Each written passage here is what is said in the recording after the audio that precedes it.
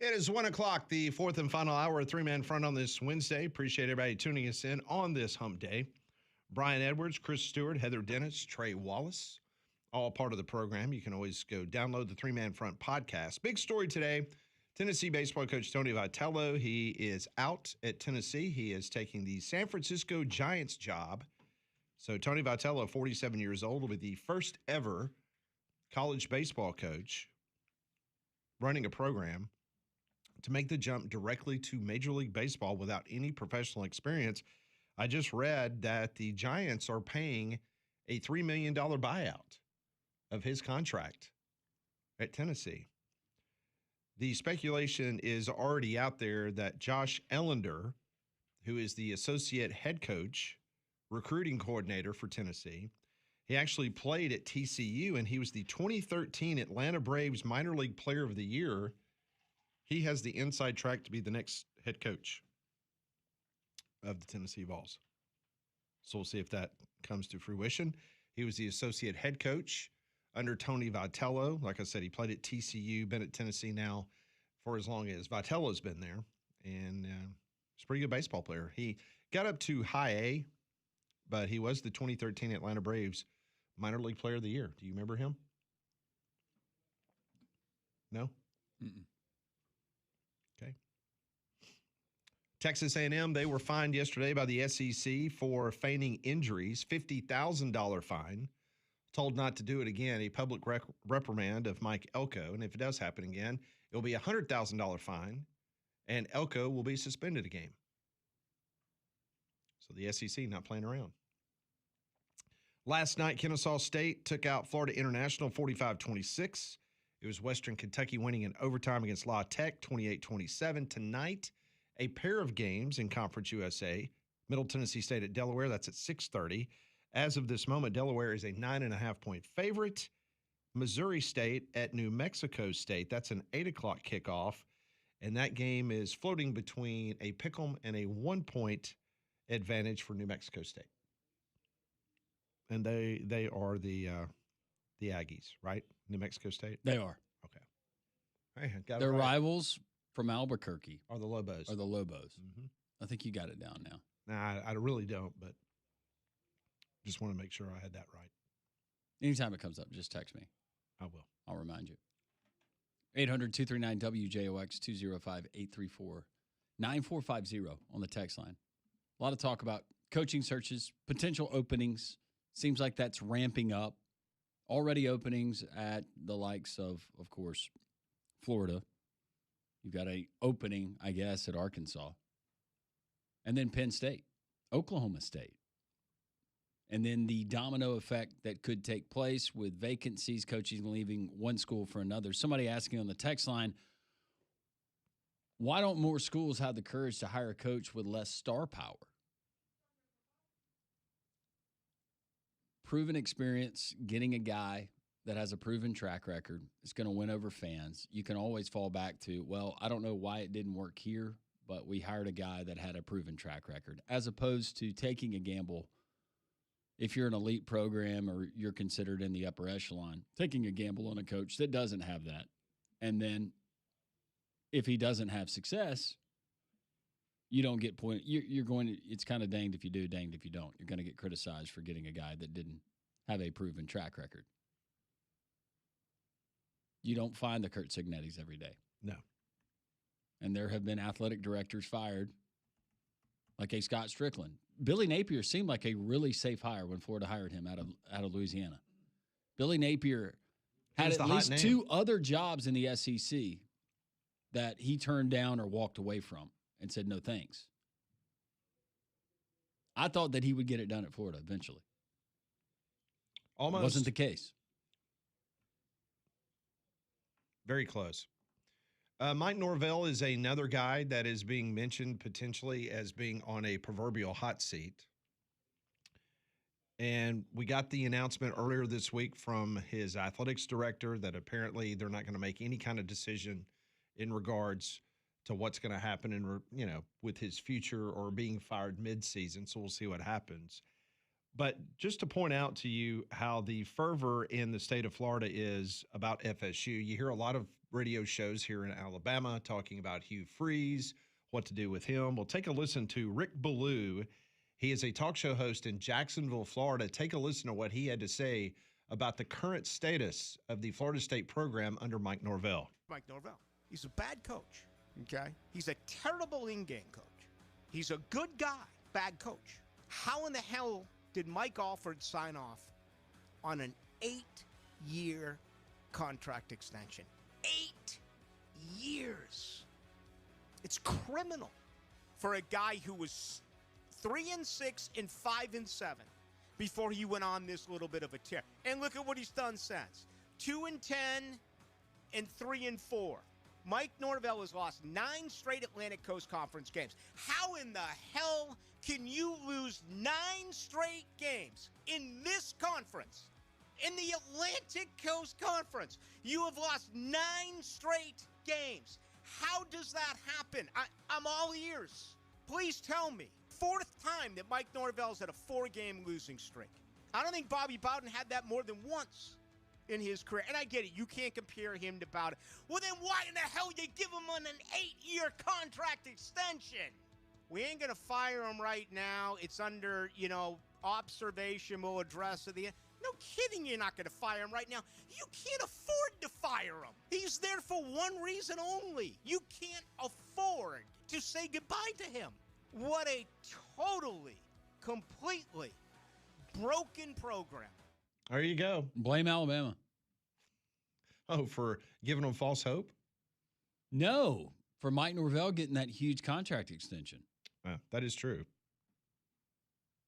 That was one of the names, the hot names for Alabama when they were looking for their next head coach. Mm-hmm. Mike Norvell. He benefited from that. Steve Sarkisian benefited from that. A lot of people did. Just their names being in the neighborhood or briefly being mentioned on a radio show got them huge raises. Me and you should get money from these clowns. I agree. James Franklin seems like he would be a fit in Tallahassee. Because I do believe that at the end of the year that Florida State will be open. Yeah, it's just a matter of time, I would assume. The numbers don't lie. I guess someone probably within the organization is asking their athletics director, why did you go that high? And then he's going to say, well, you guys granted me the opportunity to sign him, and we were worried about him being taken away from somewhere else. By the way, Mike Norvell was not the first choice for Alabama. Mike Norvell was way down the list of potential what-if scenarios if other guys turned them down. He was one of the hot names that was discussed, whether it was on this show or in the media, but I never believed that he was going to be the guy. You didn't either.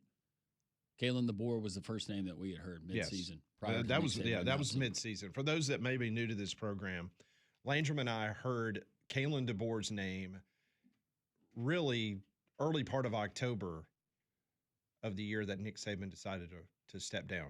And we started hearing his name. Like, forget about Mario Cristobal, forget about all these other names that we've been hearing over the previous years before Nick Saban retired. But it was like, hey, pay attention to out west. Kalen DeBoer is a really good football coach. He might have Washington in the college football playoff this year, and he played for the national championship. So, would you know that apathy is set in with a fan base, and not necessarily Florida State, but when you're replacing another head coach and the fan base is just asking that you win 8 or 9 games and just be bowl eligible every year, as opposed to competing for championships, where the minimum should be 8 wins a season based on resources and what you have. But you heard Trey. Trey is predicting that we have just basically chipped a little bit of the iceberg, that there's a lot more coming down the pike. Yeah, if I had to guess, I would guess that I don't know where the new job would be, but Eli Drinkwitz is not at Missouri next year. I don't believe that Hugh Freeze will be at Auburn next year. I don't believe that Mark Stoops will be at Kentucky. Do you believe that Brian Kelly will be at LSU next year? I do. The only reason I pause about my answer is because I do believe if they lose a couple more games, which there's a very good likelihood that that's going to happen, I believe that his people will try to find him somewhere potentially to leave. And I think that would be Penn State. Because the LSU's not firing him. I mean, Matt Moscona, who has got his fingers on that program better than anybody, he made it perfectly clear after the Vanderbilt loss that they are not firing Brian Kelly. Now, Brian Kelly is probably going to start firing people left and right in his organization, his coaches, but LSU is not firing and will not fire Brian Kelly. And as far as Ole Miss, I just don't get the sense that Lane's going to leave unless Florida is prepared to make him the highest paid coach in college football. I was told a couple days ago, and I know I shared this with you off the air. I don't mind sharing it on the air. I was told by somebody that I trust a great deal in the state of Mississippi. They told me that there had been some conversations, and they believe that they were going to be ramping up those conversations, that Ole Miss was going to do everything in their power to make Lane Kiffin one of the highest paid coaches in all of college football. I'm not saying go past Signetti, but I'm saying making an even more significant investment than what they're doing now, which is $9 million, to make him potentially a top 5 highest earning coach in college football. Kevin Carter, he's given interviews, the athletics director. I think Ole Miss will do everything in their power to try to make Lane as happy as he possibly can be. But there's got to be a ceiling for all these guys, and that includes Lane Kiffin. I mean, we're going to see if the Indiana deal was a good one in about 5 years. I would make the argument that he is already worth the $93 million. He's already, if he goes 500 the rest of the way, I'm assuming he gets in the college football playoff this year, but back-to-back college football playoffs at that university, I think he's already worth it, what they've decided to pay him. You would expect the success to continue for Signetti there. But we're talking about a program that historically is one of the bottom as far as all-time wins in college football. So just think about what that does perception-wise, at least for a couple of years when Curt Signetti leaves that job. You're actually going to have viable coaches that saw the money he was paid, saw the support, seen what he's built in whatever time he's there, whether it's the next 8 seasons, and you've got legitimate dudes that are wanting that job. I think he's worth everything that you've already promised him. We're talking about Indiana. Back-to-back years?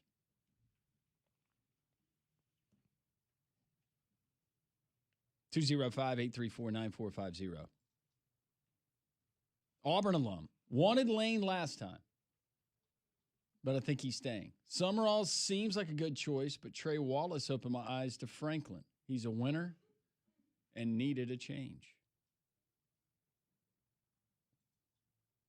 Okay. Sent from somebody on the Jocks app. Maybe a hot take, but when does John Cohen get put on the hot seat? One more bad hire? I think it's a moment. I don't think he's on the hot seat. I don't know how many more bad hires it would take. But given Auburn's history and I don't know. If you're not a fan of John Cohen, I would tell you to probably be patient or learn to like him. I don't think John Cohen's job is in jeopardy. Or even with another bad hire. I don't think John Cohen. Do you? No, I do not. I don't think he's in trouble. Would Eli Drinkwitz entertain the Arkansas job with Tyson and Walmart backing? Just thinking it would be interesting. Lateral move. What can you do at Arkansas you haven't been able to do at Missouri? Besides call the owner of Walmart. You're winning double-digit games in Columbia and you're in a situation of if you take care of business the rest of the way, you could be in the college football playoff. If it came open, would Eli Drinkwitz, would he leave Missouri to go to Ole Miss? I don't see it either.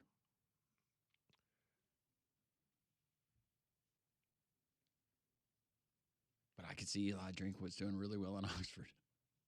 I could see him doing really well in Gainesville. I can too. And at the end of the day, that's who I see coaching Florida next season. I think it ends up being Drink. So you think at the end of all of this, Yeah, all the dog and pony show, it's going to be Eli Drinkwitz at Florida. I feel like it is. And I again, unless Florida just makes some now, I have been told that, and people would have that Florida is prepared to hand over the keys to make one final swing at Lane Kiffin and just make him an offer that they don't think he can refuse. Remains to be seen. It's going to be fun. This one reads, Cohen gets credit for other sports success, not just football. The other sports, especially basketball, are off the charts. Baseball is good. Cohen isn't going anywhere. It's all about making money. It's a business. Yeah, at the end of the day, if the football program continues to be in shambles, then he will be fired. I mean, it doesn't matter what else is going on unless you win a national championship in basketball. See Scott Strickland at Florida. I mean, and John Cohen understands that better than anybody. Because at the end of the day, the only sports that's going to make your program money is football and men's basketball. That's it. So if you think right now that John Cohen is sitting at his desk and he's asleep at the wheel and he is not the utmost concerned about Auburn's football program in the future, then you're dead wrong. He knows that's the bell cow. He's also a coach. And he knows, even though he coached baseball, John Cohen knows when teams should be winning games. I think that's what he sees at Auburn. For whatever reason, Hugh has not been able to get it done. Joseph has heard from a very unreliable source that John Gruden has already worked out a deal to become Auburn's head coach next year. Gruden, that'd be interesting. Be a fun presser every day or every Monday. I found it interesting how Steve Spurrier in that interview mentioned John Gruden's name possibly for the Florida job. I thought that was interesting. Yeah. I agree with this. Drink just looks and acts like a Florida coach. Totally. You remember when him and Dan Mullen got into it about, great. And then he went to his press conference as Darth Vader? That was fantastic. I respect Eli Drinkwitz as a coach. I think his smart aleckiness is likable. Don't you think? Mm-hmm. Even if you're not a fan of Missouri, you can appreciate. I mean, he's that buddy. By the way, I just read, you know who Tony Vitello's agent is? Jimmy Sexton. Hey, you got it. Imagine that. Guy doesn't sleep. He's got James Franklin. He's got Kirby. He's got Lane. He's got Nick, DeBoer. Does he have President Trump? I don't think anybody has Trump. Okay.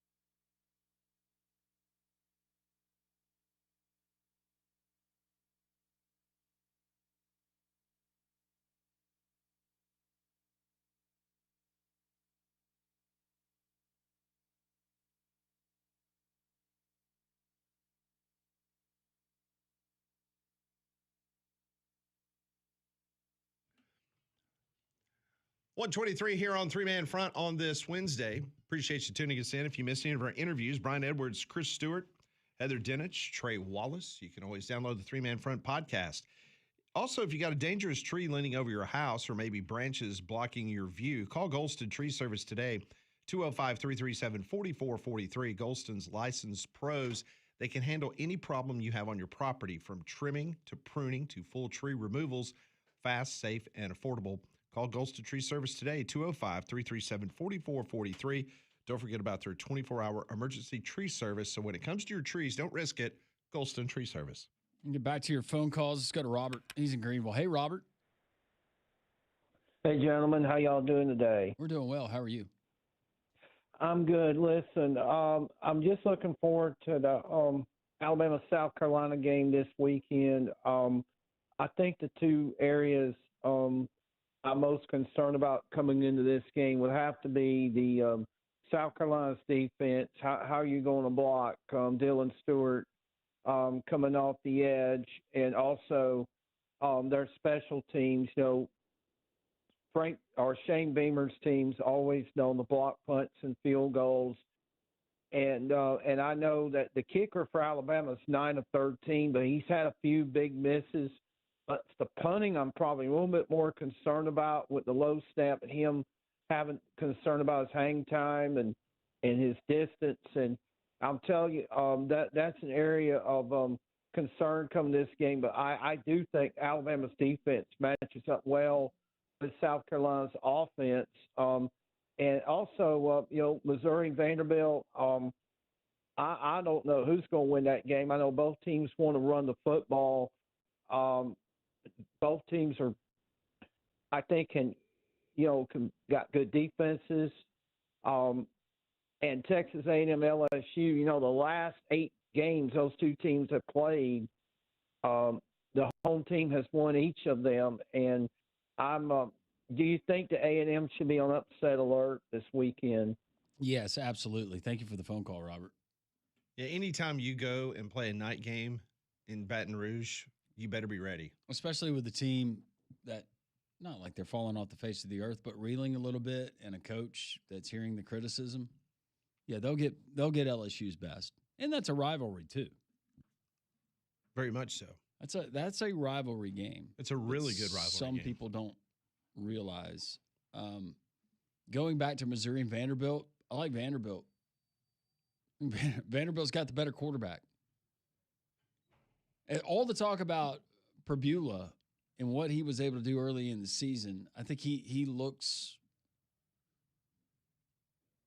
pedestrian at times. You saw it in the Alabama game. You saw it last week in the Auburn game. He was 17 of 33. Didn't have any touchdown passes, right? You still got the win. But no, I like Vanderbilt this weekend. With South Carolina and their offense, I guess the only thing that would concern you, because you do have Lenora Sellers back there, but if you're Alabama, if they just come out and they do something they haven't done all season. Yeah. And you got to adjust on the fly.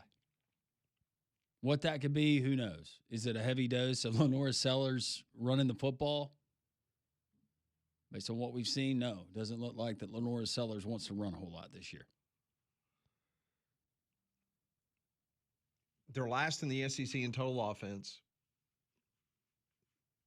On the whole season, even when they played Sisters of the Poor or whoever they were playing, I think they played South Carolina State and barely beat them, had no offense whatsoever. They're averaging 300 yards in conference play, but 297 in all their games. So they're actually a little bit better offensively in SEC conference games than they are when they play the nobodies. So I don't know. I think Alabama would have to absolutely have one of those just disastrous games in which they turn the ball over and give them a short field, and Lenora Sellers just absolutely just schools them. Would it surprise you that if I told you Shane Beamer is 3-4 all time versus AP top 10s?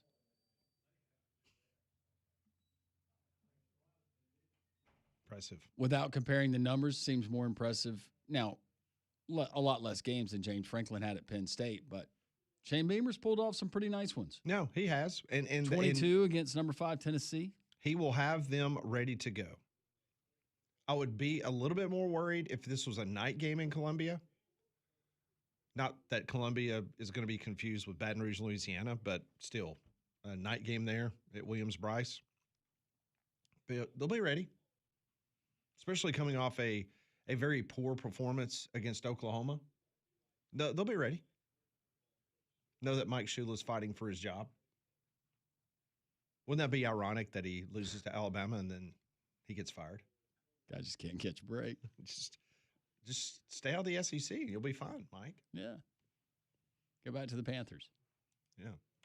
When we come back, we'll do some Pat Ponders. Damian will join us in studio. 30 minutes to go. You can also join the program, 1-800-239-WJOX. Courtesy GMC. Text line 205-834-9450.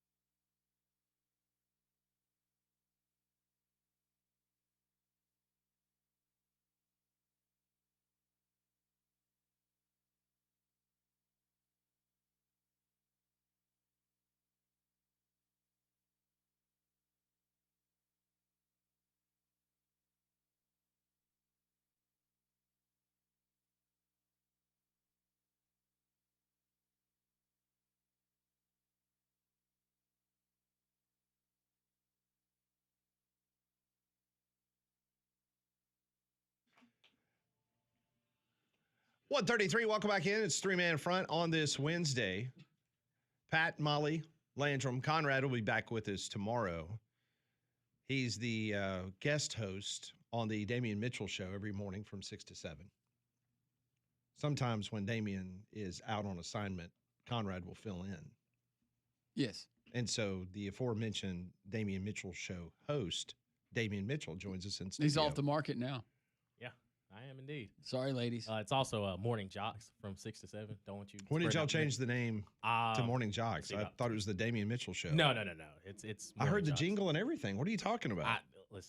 I've seen the checks. It's not the Damian. Speaking Mitchell of show. jingles, coming back, it was a song that we just heard. Damien said yeah. it took him back to Maplesville. Yes, sir. Friday nights. And I asked him if that had anything to do with the fact that he cannot swim. What does that have? Well, I mean, I get it, but Well, that's kind of the legend behind the you know song. the No. definition of the it's song. yeah. Okay. But we're talking about getting. Your Did mind you right learn for how to do Friday that night. yet? No. All Are you right. going to learn to swim for your honeymoon? Because I understand that you guys are going to the Caribbean. Yeah, sure.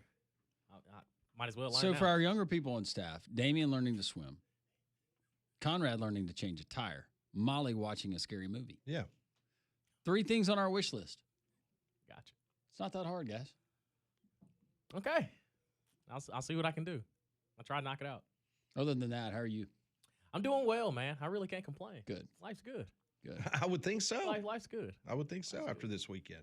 Yeah, it's awesome. Like to Landron's point, I am off the market. I'm officially an engaged man to an absolutely wonderful woman that I get to call Miss Mitchell here shortly. You're not going to take her name? We figured you would. She brought it up, and I was like, nah. Langstrom told me you were going to take her name. I mean, with her rank in the military, I mean, it wouldn't Yeah. hurt, but probably hyphenated a little bit. Yeah. But nah, Mitchell's too strong. Ray Charles wouldn't appreciate that. That's my Okay. dad's name. All right. All right, well, let's do some Pat Ponders. I've got some more questions. Instead of just battering Damien with just these questions, we're going to, I've got more. yeah, I've got more. Let's do it. This is Pat Ponders, brought to you by Courtesy GMC.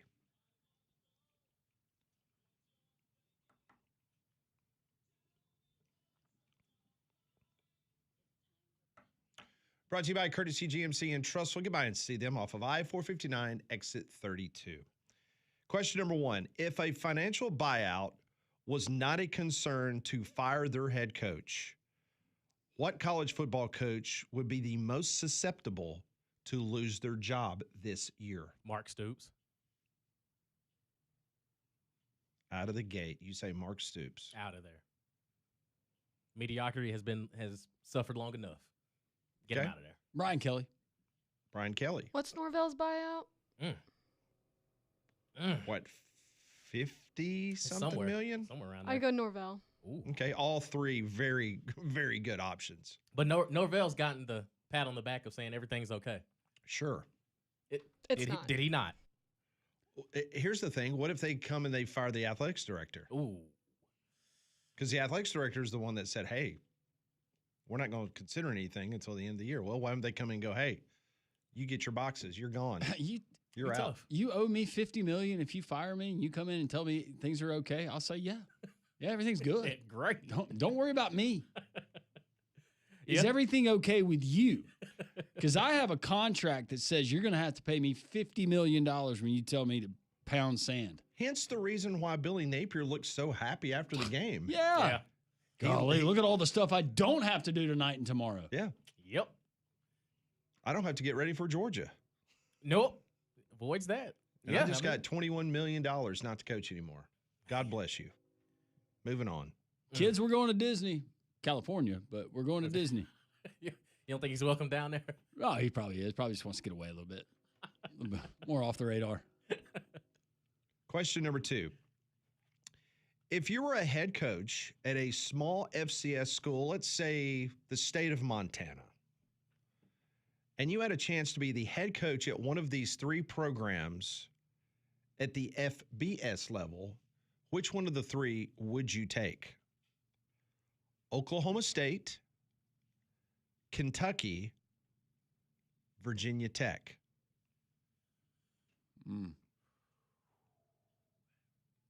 I'll take Kentucky. You get to coach in the best league in the land. You've got a school that I think would be somewhat patient with you, where you're not just there for a game or two. But no, it's the SEC. It's to draw the SEC at a beautiful place like Kentucky. I'd go Oklahoma State because if you were patient with Mike Gundy for as long as he was there, and they only won the Big 12, one time in 20-some years, you've got a lot of space to kind of build that thing up. And the Big 12 is usually year to year pretty gettable by teams that aren't that far. Everybody's not separated by just a landslide of a gap. So you can kind of quickly turn that thing around and actually find yourself competing rather quickly. See, I would pick Oklahoma State too, obviously because of the Gundy situation. That's one example. But if I'm bumping up from FCS to FBS, I don't think I'd want to go straight from that to the SEC, even if it is Kentucky.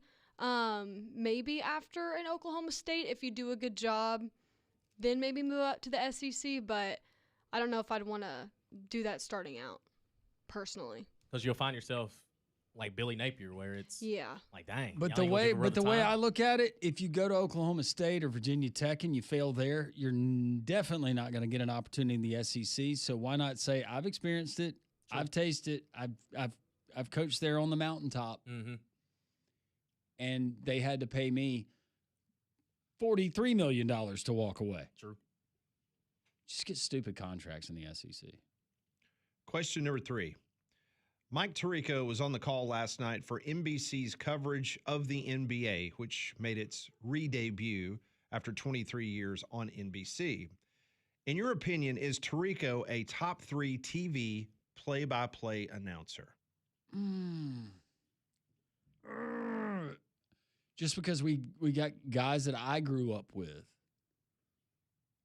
Now, Tirico's probably a guy that Damian, his age group, grew up with, but like Al Michaels is someone I grew up watching on Monday Night Football. Jim Nance. So without going through them, no, he would not be top 3 for me. No, he'd definitely be top 10. I don't think he's top 3. Yeah, like top 10, but I wouldn't put him at my top 3 either. He is one of the nicest guys I've ever met. Seems like he would be. Yeah, just a true, really nice dude. Just a he gentleman. seems like it. Very nice guy. He's great at what he does. Very versatile. Notice he didn't say Kevin Harlan. Kevin Harlan would be in my top 3. I know Landrum. I know you're not a big fan of him. But I love Kevin Harlan. Oh, really? Oh, I feel like I've heard different over the years. You have from liars that work at this station. Conrad says the darndest thing sometimes. He's a liar. That's all he is. He's a dang liar. No, I like Kevin Harlan. I respect the heck out of him. How did that start again? It was Conrad. I think we played we played an audio clip and he just wasn't a fan. He just wasn't a fan. Apparently, I didn't react in the way that I was supposed to. I didn't say anything negative about the guy, but now I have to go out of my way like I am right now, just in case Kevin Harlan's listening. Why is he being so defensive about it? I know that I think that Kevin Harlan is wonderful. You could have just said, "Damien, you're wrong in your assumption." Yeah, you left it at that. No, I know, but instead now he's doubling down. Okay, didn't mean to poke the bear. Love you, Kev. Question number 4. Travis Kelce yesterday announced that he's invested in Six Flags theme parks. Kelce's portfolio now includes Formula One team and American Eagle. If you had millions of disposable income, how would you invest it? I'd buy a sports team. Smaller level. Millions. So I'd buy a AA, AAA baseball. I'm going to the NFL. I'm buying that team over there in Nashville, Tennessee Titans. Turn this thing around. I got you. I'd buy a big piece of property and have my own 18-hole golf course. Attaboy. I'd have replica holes, my favorite courses. I would have something like I'd have TPC, Island Green. Oh, man. Maybe a couple of holes that pay homage to Augusta. Yeah. Golf course. John Smoltz had a golf course. Actually, you know what? I didn't change my answer. I'm opening my school back up. What school? Birmingham Southern. Oh. That is a good answer. It's a good investment. Man, that'd be great. You know what? I'll kick in some with mine. Appreciate it. You got it. We're not even going to be Division III anymore. We're going straight to FBS. You going Sac State? We're Conference USA. Watch out, Jacksonville State. That home and home series is going to be epic in 2048. Get all the players. Every single one of them. Every single NIL by that time. That's nothing. We're going to cheat during the NIL era. I wouldn't say cheating. Oh, yeah. They're going to be cheating. No. Nobody cares anymore, Damien. That is true. You ain't cheating, you ain't trying. Molly, how about you? So the first thing, and this might sound selfish, but I would invest in myself and like paying off debts Okay. for like me and my family. But then after, I would probably go like sports teams or maybe like a startup that might be successful. Like if I could go back in time and tell myself, I don't know, 1-year-old me, hey, you should invest some money in Apple and see how that goes for you in the future. Maybe something like that. Look at Molly thinking logical. It's pretty cool. Millions of dollars he's investing in Six Flags. That's Well, where you they're got- going to get married. Right there on top of the Georgia Cyclone. I don't know if they still have that. It's been so long. I think he's mainly putting the money towards Cedar Point, which is about 25, 30 miles away from where he grew up. Oh, okay. Cedar Point is the place I do want to go there. One of our servers at Social Taco, she and her husband, they live in the Trussville area, but they went on an amusement park deal, kind of like me and my wife did, but they went to Cedar Point. She Really? said it was insane. Cedar Point is awesome. All the roller coasters that they rode. Fifth and final question. This comes courtesy of BB. A New Jersey high school canceled their homecoming dance due to low ticket sales. Are high school dances on the way out? Have we evolved past the dances because of social media? Yes, 1,000%. My oldest niece went to the homecoming dance a couple weeks ago, and I was just asking her about it, and she could kind of care less. Like she couldn't have cared less about what it was. Everything's just a TikTok dance routine. Like nobody's cutting the rug anymore. So I was frustrated because I was like, if there is a dance involved, if there's a reception, if there's a party, DMC's gonna be in there. You gotta think I injured Conrad's his grandmother or aunt one. You injured her? Yeah, she tore her MCL, cutting the rug with me on the dance floor. True story. So yes, like these kids have no idea what fun is anymore. And like I'm not gonna sit here and say I was a big fan of the homecoming dance growing up, but man, it's time to jig. And there's cameras everywhere, so you can't really like cut up. I feel old. I picture the young people with their phones now. Right. Anyways, and they're sitting across from each other. You go into a restaurant, they're sitting across and they're texting each other, which Right. is just so bizarre to me. But We're losing recipes, man. if we thought it was bad, because somebody would have to break the ice, right? At some of those dances early on, you'd have the girls on one side, you'd have the guys, and then who was going to break the ice and kind of get this thing started, and then everybody hits the dance floor. Not unlike a lot of weddings. Now, if you're somebody like Damien, I'm out there. yeah, you've had a couple, you're the first one, you're setting the tone. Hey, it can be nothing but water out there. I'm cutting the rug. Okay. I love a dance floor. Love it. But it seems like if you got kids together at that age for a dance now, then Yeah. it would be the same thing. They're just all on their phones. I feel like a lot of it too, and I'm not in that generation technically, but it wasn't really like this when I was in high school, but I feel like it's really bad now, and it goes with that social media, is people are so scared of like being authentic and putting themselves out there in fear of someone videoing them and being like, oh, look at this person dancing like a doofus and that sort of thing. Like they have a fear of embarrassment and like being unique, if that makes sense. Like, they might wear a fun dress, but then they don't want to wear it because they're going to get made fun of and blasted all over social media for it. That's a big problem with the younger kids, especially high school age now, that I've kind of seen. And it's really sad. Like, it makes me sad. Because I wasn't even like that when I was in high school. Mm-mm. What's wrong with these kids nowadays, Pat? It's awful. Don't ask me. A lot. It's tough, man. I was fortunate to raise two. Jury's still out, but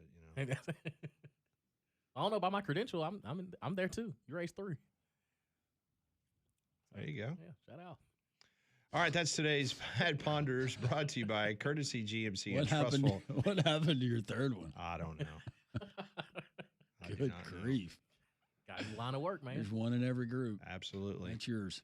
More three-man front as we roll on this Wednesday. This is Three-Man Front.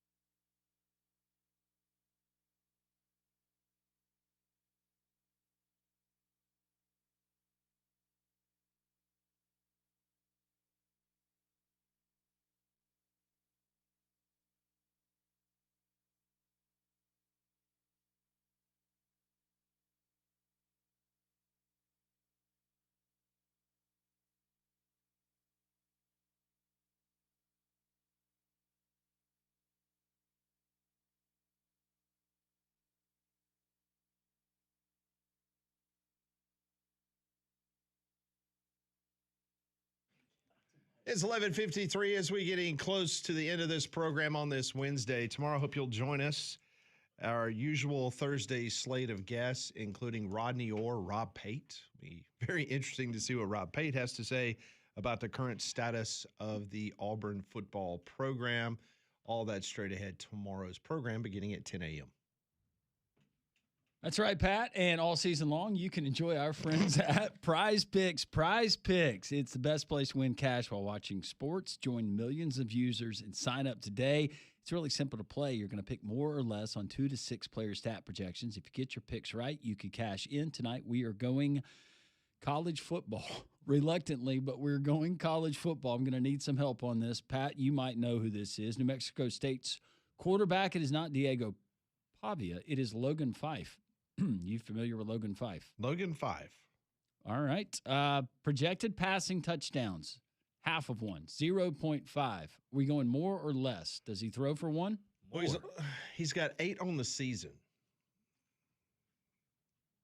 That's all I can tell you. They're playing that Missouri State defense. He'll get one. Yeah, he'll get one. All right, we're going one there. And then we will go, I cannot pronounce any of these guys' names. This would be Nicholas Vadiato. Yeah, from Middle Tennessee State. Yeah. Yeah, he's also got 8 touchdown passes. All right. This is the question, though. 252.5 passing yards, more or less. Let's see. He's averaging 232 on the season. Okay. I say more. All right, we're going more there. We're going more on both of those. We hit on both of those. We're a winner. Oh, You can be a winner too. Download the app today. Use code WJOX. Get $50 in lineups after you play that first $5 lineup. That's code WJOX. $50 in lineups after you play your first $5 lineup. Prize Picks, it's good to be right. Good luck. So, what's on the big show tomorrow morning? On the Damian Mitchell Show with special guest Conrad Van Order. Are you going to pay tribute to Tony V? Since you're a big Rocky Top fan, or is that just football? That's just football from last year. I'm an Ole Miss guy. Oh, football. Ole Miss, your team this year? Yeah. Woo. Yeah. I ain't never really been a big Tennessee baseball fan. Sayonara. Good. I'll see you. You guys going to take down the Sooners this weekend? Of course. We ain't going to let Georgia beat us twice. What's your early gut feeling right now, Texas A&M LSU? Texas A&M wins. I think they're for real. They have not won in Baton Rouge since 1994. That changes Okay. Saturday. All right. I'm just telling you. Thanks for joining us. God is great. Have a wonderful rest of your Wednesday.